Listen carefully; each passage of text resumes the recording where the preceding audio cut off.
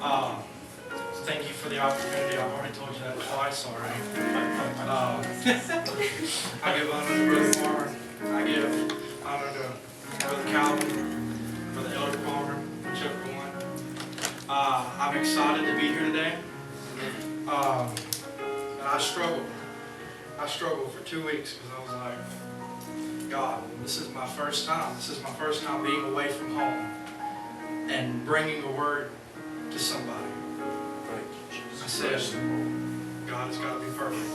That's right. It's got to be perfect. It's got to be good.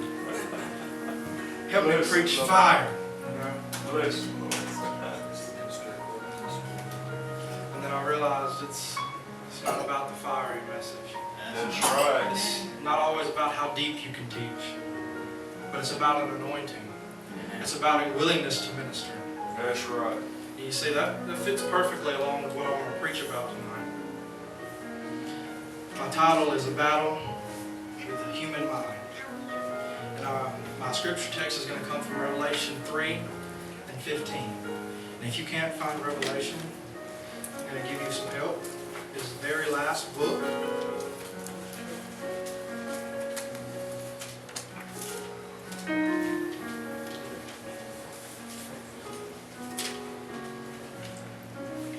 Revelation 3 and 15 says, I know thy works, and I know thou art neither cold nor hot. I would thou wert cold or hot. So then, because thou art lukewarm, and neither cold nor hot, I will spew thee from my mouth. Because thou sayest, I am rich, and increase with goods, and I have need of nothing, and knowest not that thou art wretched and miserable, and poor and blind and naked. And we're just going to read the first line of 18. I counsel thee to buy of me gold, tried in the fire, that thou mayest be rich. God, Lord Jesus, we thank you, Lord, for this opportunity to come and hear your word, oh God. I pray that you'll anoint Brother Grimes tonight, Jesus. Anoint our ears to hear a word from you, Jesus. Anoint his lips to echo what you would say from heaven, oh God, to us. Give you praise and glory and honor in Jesus' name. Amen. Amen. you may be seated. See, usually when you think of the things you face in life, and I was talking with Brother James about this yesterday at work, the things you usually face, you like to give credit to the devil. It's always the devil's fault. The devil did this to me. He was fighting me this week. But are you really battling with the devil? Or are you battling with your own mind? Come on, man. See, most of us get in this spot where we've stepped into our calling, where we've stepped up in the ministry, and we feel like we've reached a newer level. We feel like we've gotten far enough, and we can become satisfied. And we get complacent. And in our human minds, that is what we do. Whenever you're in a job and you've reached the promotion that you thought you wanted, you're satisfied. If you don't work to get better, then you won't. That's right. If you don't work to go further, then you won't. That's right. You've become complacent. You've become stagnant. You've become lukewarm. Amen. When we as saints of God become lukewarm and complacent, we are no longer useful. Whenever you get to that place to where you're no longer getting any better, you're getting worse. That's right. I always was told, because I'm a band geek, when I was in band, I was always told by my band directors, it didn't matter which of the three it was, if you're not getting any better, you're getting worse. If you're not going home and practicing, if you're not going home and putting the time in away from here, you're getting worse than what you were the next day, Come on. what you were the day before, Amen. week before. You're losing the potential that you have. That's it. Every bit of the usefulness you have is slipping away. Come on. Whenever you're in ministry or whenever you're in church, period, and you become complacent and you allow yourself to get into a place to where outside of church you're doing nothing. Outside of church your prayer life is struggling. Outside of church you never listen to gospel music. You never spend time to meditate and think on the things of God. Come You on, never brother, read. preach. You never fast.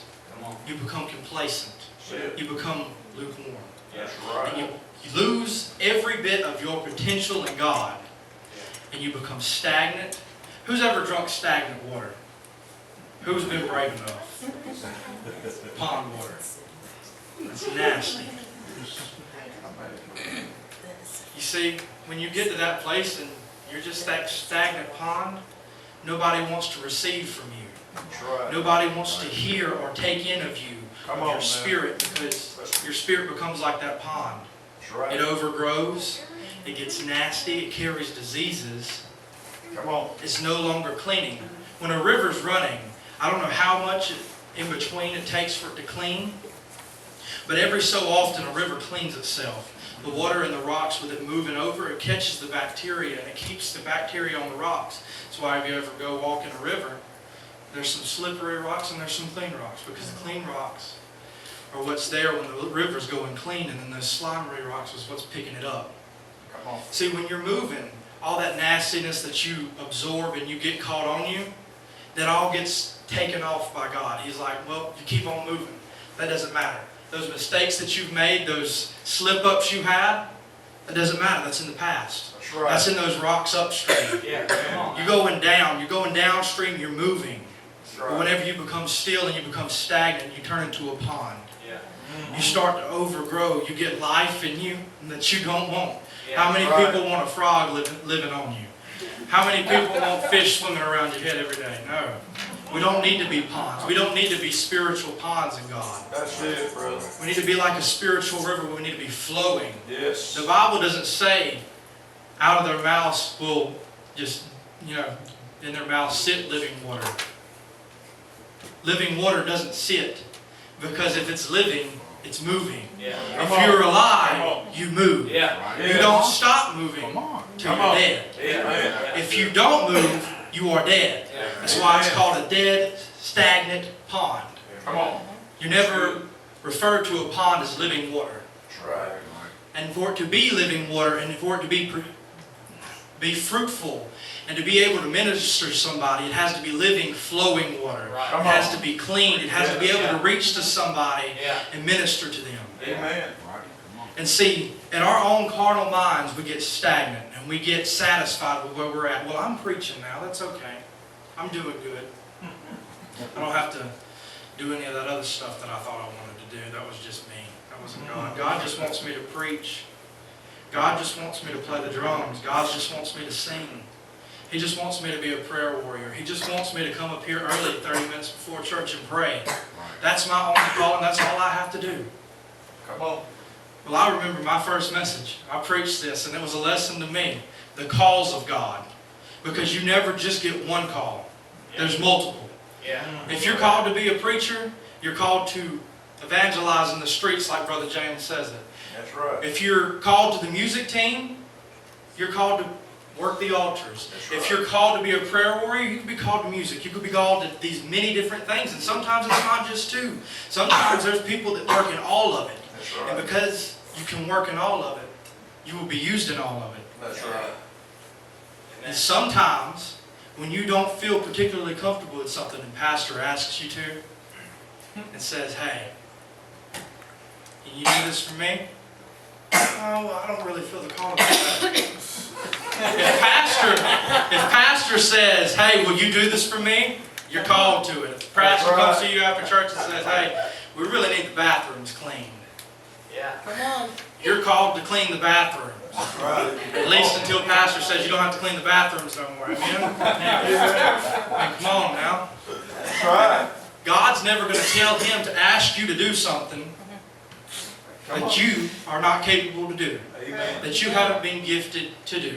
Come Amen. on. Even if you don't enjoy it, even if it seems like it's just a waste of your time, if it just doesn't seem like, really, I'm so much useful everywhere else. Why?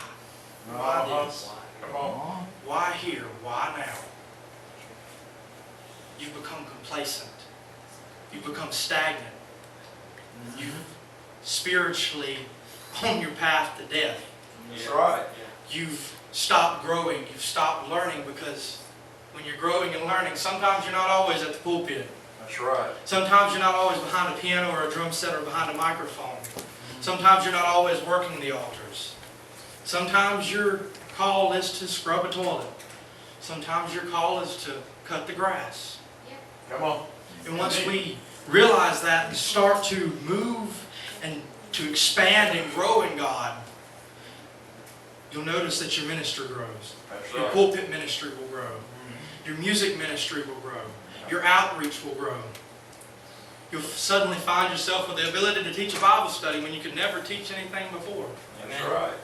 You stop just preaching to everybody you see and you start teaching. You start instilling some knowledge. I was always told by my dad, hey, you're just a little bit too preachy sometimes. Sometimes you just preach to people and you're not even behind the pulpit. He said, you got to be wise with the way you deliver it.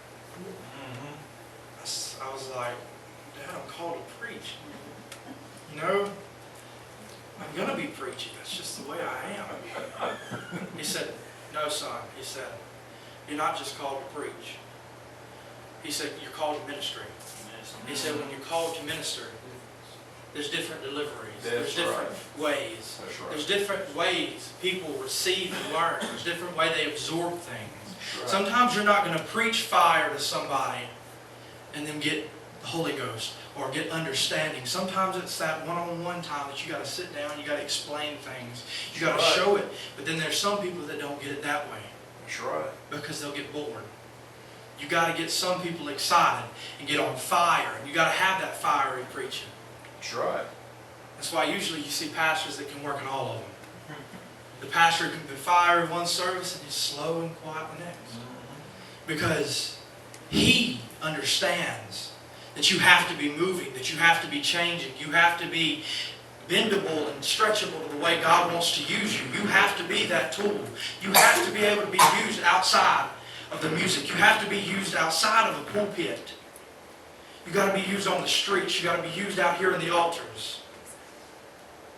You have to be the living, flowing water. Because when you get caught up in your battle in your mind, when you get caught up in the battle in your mind, and your human mind is getting in the way of your calling and what you're doing for God, when your mind can distract you just for a second, Come when on. your flesh can get you just for a second, you've missed your opportunity. That's right. Because sometimes it's all you get is that 1 second. That's it. Sometimes it's one word that changes the whole conversation. You get caught up in the flesh, you lose your chance. See, we all like to think we save one person a day or witness to one person a day. That's cool. That's cool. That's good. We told one person. You did good. You reached somebody. Yeah, that's great. It's good. But every person you talk to every day should know that you have God. They should feel the Spirit moving in you. They should feel the expanding and the shrinking and the flowing of the water. Not the battle in your mind. Yeah. Because you can always tell what someone's going through by facial expressions. You can always tell what they're going through by the way they act, by body language. There's just something about an alive apostolic person that is on fire for God, that knows that they have to be moving, that they have to be malleable, that they have to be able to bend but not break. Come on. Because whenever you break, you feel like you've been bent to the point that you're going to break, and you let yourself break, and you're just like, well, he doesn't know how to use me. Let me go somewhere else. Come on. That's right. That's the biggest problem. Because we all get caught up in a title. We all get caught up in something That's right. that we're not supposed to be doing, and we just think, hey, he's put me here. He knows I'm not supposed to be here. He knows I'm not exactly called to this. This has been put on me. I have this burden. I have this thing that I just strive for daily, that I have set, I have goals set, and this isn't helping me. This place isn't progressing me and showing me the way that I need to go. It's a lesson all in itself. Come on. When you're being used outside of what you feel is your call, when you're being put in a position that may not necessarily be what you feel is yours, but pastor or authority says, hey, you got to do this for a little while. It's always for a reason. It's always because it's going to teach you that you have to change depending on the way you reach people. Every different person you reach every day has to be reached a different way. That's right. And as long as you're stuck in youth pastor mode, or as long as you're stuck in musician mode, sometimes you won't be able to reach the different people. That's right. There's no reason why you should have to say, I want to teach you, I think you need to be taught a Bible study, but pastor has to do it. Right. That's right. I think you need to be taught a Bible study, but let me get you with my youth pastor. Come on. Amen. Great. You got to be taught a Bible study. Let me get a minister in my church to teach it to you. Come No. on. Every one of you has been given the ability to read and to teach a Bible study. Amen. Every one of you are called to that because you were called to reach. That's right. The Bible says that. That's a call given to every apostolic person, every Christian, is to reach the lost. To reach a lost and dying world. That's why you have a burden for your family. That's why you have a burden for your friends. Because just because they're youth age doesn't mean it's a youth pastor's job. Come Because on. maybe he doesn't have the same burden that you do. Yeah, But you right. become so stagnant and still that you have no idea that this is what you're supposed to be doing. And you're wasting potential. The worst thing you can ever be told in anything you ever do is that you have potential. That you have an ability to do it. Come on. Because when you're told that you have potential, it means you're not using it. That's right. It means they don't see the growth. Nobody's going to come to you and say, man, that was good, but you have a lot of potential. They don't ever say that's good and you have potential. No. And it's like, you really have potential. Or it's, you did really good. That was great, man.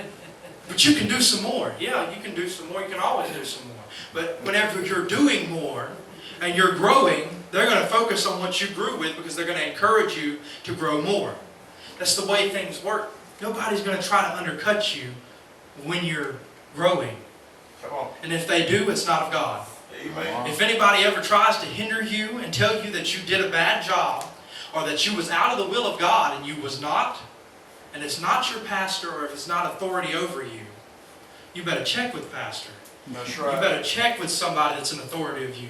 Don't listen to just random people trying to undercut you. Come on, brother. Because sometimes it takes that. Because stagnant minds, when you're caught up in the battle, you allow them to become a stumbling block. Mm-hmm. And you fall. That's it. And all that you just gained, you just lost. That's right. You lost the battle. Mm. And the battle with our mind is only one battle in the war. And it's a very small one. It's a very easy one to overcome. Right. Because all we have to do is change the way we think. That's right. All we have to do is say, you know what? Where I'm at, it's good. I enjoy it. But I got to get further. That's I right. got to be somewhere where I can get deeper. I've got to be able to do something to make me advance more and get further in this than what I am right now. That's right. You've always got to be in a place of growing, in a place of moving. Because if you ever become still and you're not growing, then you're doing something wrong. That's right. Your next time better be better than the time before that. Come on. Every time you get behind an instrument, for us musicians, you want the next time you get behind it to be better than the time that you was just behind it. Yeah. Come on. And when you mess up, man, oh no. Yeah. I practiced all of that for no reason. I did all this for no reason. But when it comes to the big performance, how many people's ever messed up in church playing an instrument or singing, or you did something that you just felt really uncomfortable doing? It hurts, doesn't it? It stings. You want to smile? Well, I do. I smile when I mess up.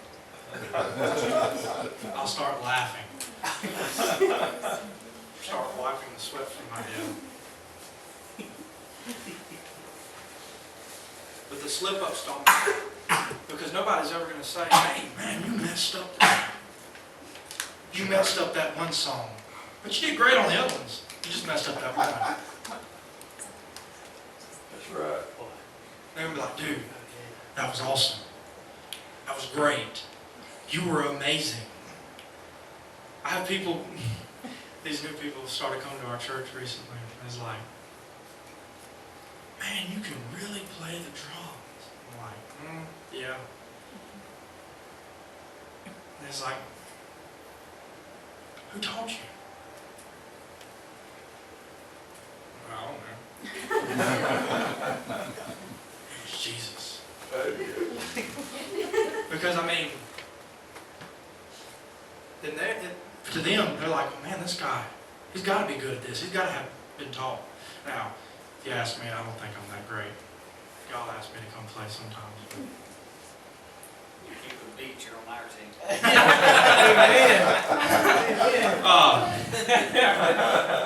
but they're like, man, this guy, he's good. He had to have some kind of help along his way. To get to this point, there had to be someone there telling him how to do this, teaching him how to do this. But sometimes there's no one there. That's right. Sometimes at least it feels like that. Yeah. It feels like you're all alone Yeah. and you have to teach yourself. That's right. And when you have to teach yourself, yeah, you're going to mess up, but don't get discouraged. When you're in that place and nobody seems to have the answer to your question, and nobody seems to know how to help you get out of your spot, stop being stagnant in your mind and open up a book or get down on your knees and pray. Come on. Because this book holds every answer you ever needed Yes, it for anything, does. and I just lost notes. But it holds every answer to every question you could ever have. That's right, brother. And if you can't find it in here and you don't just understand everything, which you should if you have the Holy Ghost, then you can hit your knees. And you can ask God for an answer. Say, God, I don't know what I'm going through this for. I don't understand the struggle. I can't get out of it. It seems like the more I try, the deeper a hole I dig. Yeah. The more I push, the more I try to grow, the more it seems like I mess up. God, what do I do? What do I do? Keep moving. Just because you feel like you're in a spot that you can't go anywhere, you're moving. You just don't realize it. That's right. How many know you have to go deeper to get higher? Yeah. Amen. And sometimes when you get to the deep spots, there's going to be harder places to dig through. The deeper you get into the earth, the harder it gets. How many's tried to dig through hard clay? That's hard. Have you ever, you can do it, Yeah. but it's hard. And sometimes it's like that in our ministries. We hit that clay and we hit that bottom and we're just like, that's as far as it's going. That's as deep as I get. Come on, brother. If there's a stopping point, if there's a thing that I'm keeping bumping my head up against, that's it. That's all I'm called for. It's as far as I need to go. What we don't understand is you can dig through that clay. That's right. And when you get down to rock bottom, it's hard to dig through that too. Sometimes you got to upgrade the tools. That's right. Come on. You got to get something a little different. But you got to have the understanding to do that something different. That's You right. can never go deeper than what your knowledge allows you to go. Amen. If you're trying to go deeper in God, you always got to couple it with reading and fasting and praying. Right. If you want to get further, you have to do all of it. You can't just do one. Right. You got to be flexible.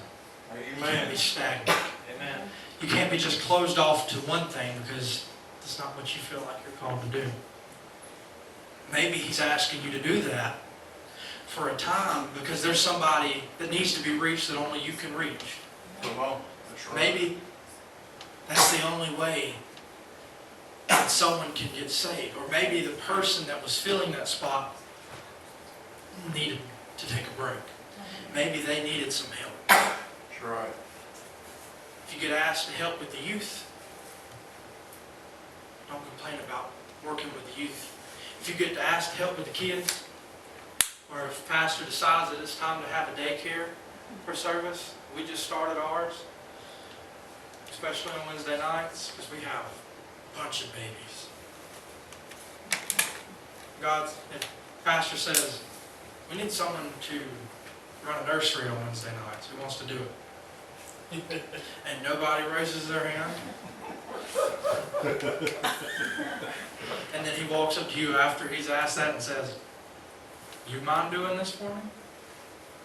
And you're just like, "Oh man, I'm not good with kids. Why are you asking me to do this?" And you just already feel the headache before you ever get back to the kids.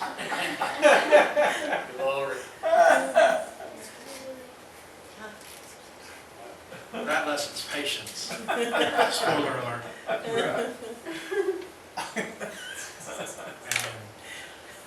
But when he asks you to do something that you don't exactly feel comfortable with, or you don't feel like is something that you have a burden for, maybe you realize, maybe you don't realize that you have a burden for it, but you actually do. Because growing up, I said I would never preach a message. Never. I don't like it. I can't talk. The words don't come out right. I stutter. I'll never do it.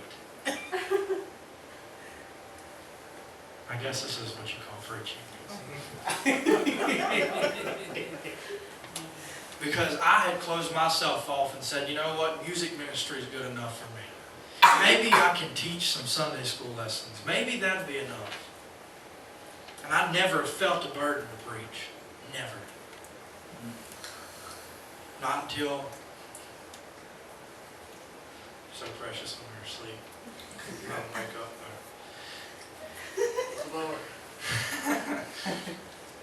Until one night at a youth camp 4 years ago, God had started dealing with me. And I didn't know exactly what it was. And then in our youth-led service, the preacher's preaching. He's preaching about which call is stronger, which pull is stronger, the call of the world and the call of God. And see, what I didn't realize the whole time, I had that burden to preach and to reach. And maybe secretly I knew that. Come on.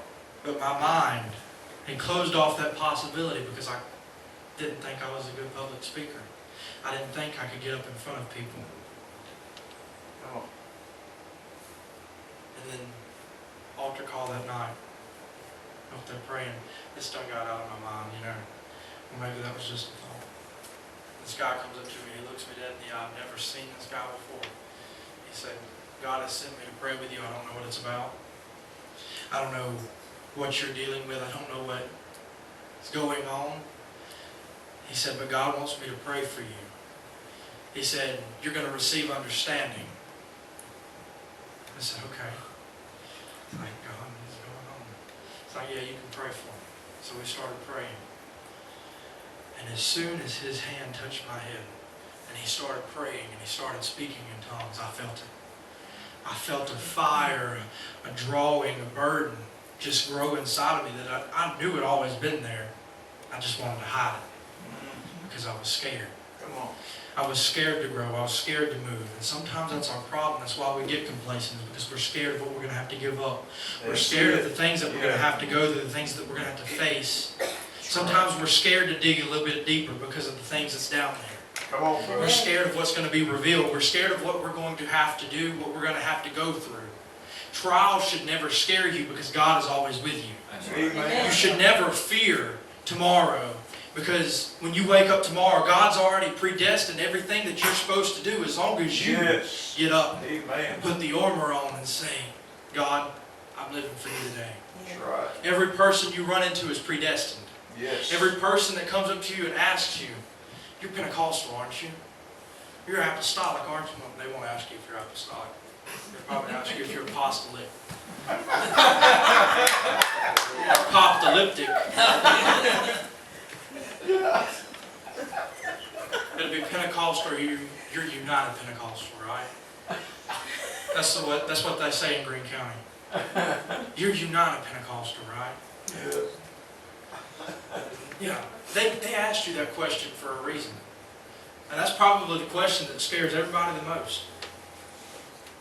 Mm-hmm. Yeah, I'm Pentecostal. What do you believe? Well, you see, never think of what you're going to say.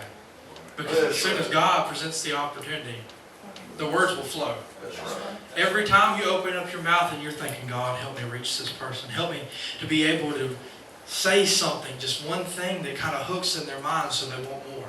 Yes. Don't be afraid of the words. Because I promise you, if they're hungry, it doesn't matter how bad you are at talking. That's right. They're going to receive something. They're going to hold on to something that you said. They're going to keep it.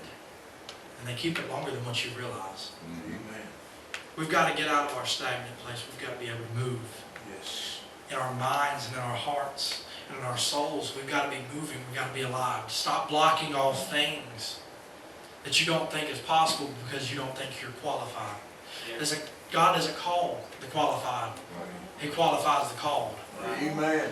That's right. You may not have the ability to play a piano, but you feel like God's called you to play music. Come on. God will anoint you with that, whether it's through a teacher that He sends to you, or one day you'll just wake up with the ability to play the piano, because it happens. Yes, it is. You're looking at a guy that never had rhythm before in his life. Never. I played in band. I couldn't keep a tempo in band. I was probably the worst musician you'd ever seen in your life. I kind of took after my dad. I couldn't play radio.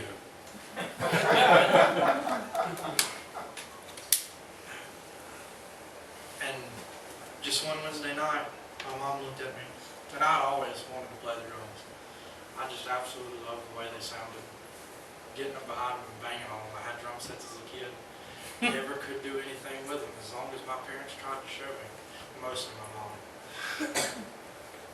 Never could do anything with it. I was just like, I can't do it. One Wednesday night before service, sitting over there on the pew beside the drums, watching my mom play, tapping my foot, and kind of clapping my hands, and she looked at me and she said, "You want to play tonight?" "Play what?" "The drums." "Play the drums." "Yes, ma'am, I'll play." And it just simply started off as a little simple beat.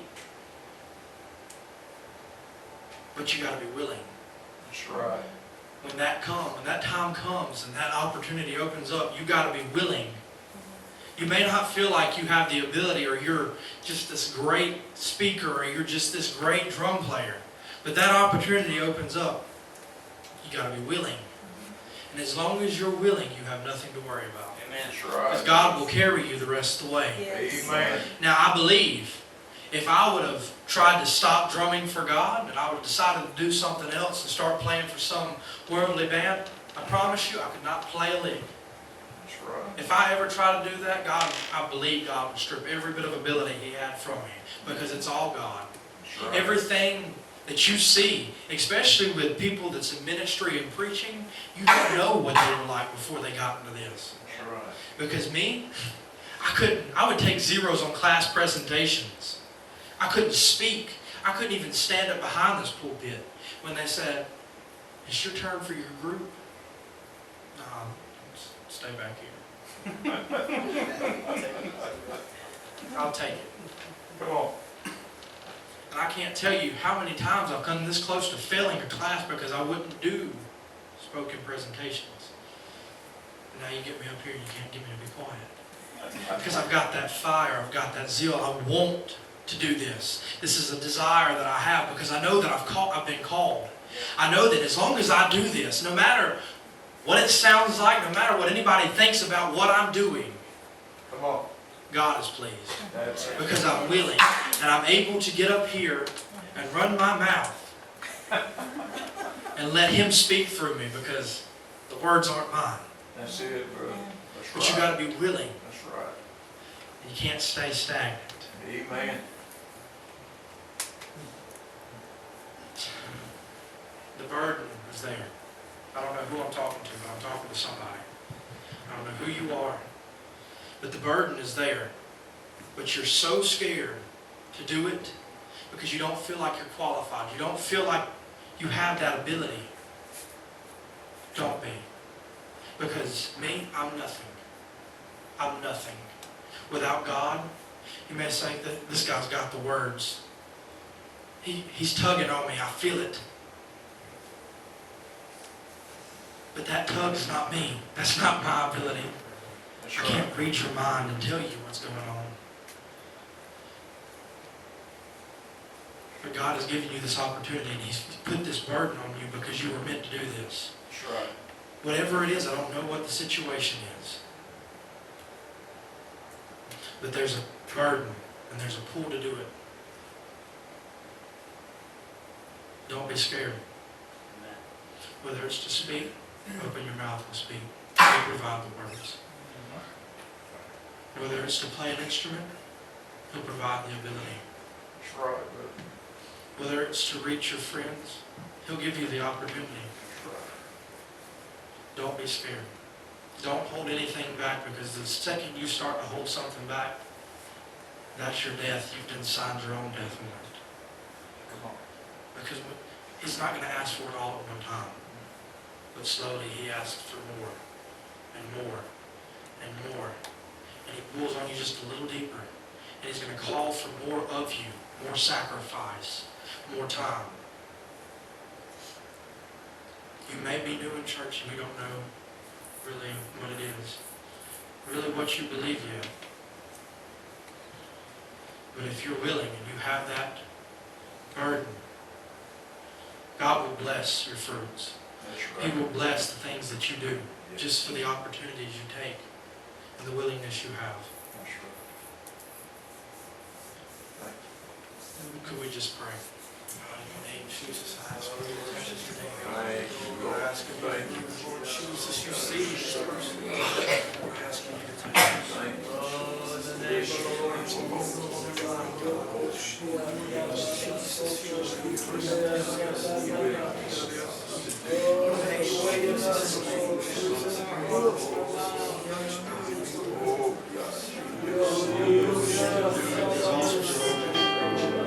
If you feel a tug, if you feel a pull on your heart,